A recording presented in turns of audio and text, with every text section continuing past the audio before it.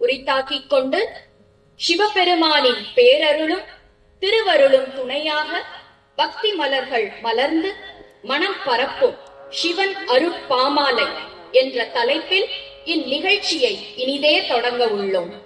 இந்நிகழ்ச்சியின் தொடக்கமாக முழுமுதற் கடவுளான விநாயகப் பெருமானை வணங்கி அவர் அருளை பெறும் விதமாக பொம்ம பொம்மதா என்ற பாடலை பாட வருகின்றனர் எங்களது சங்கீத் மியூசிக் அகாடமி மாணவியர்கள்.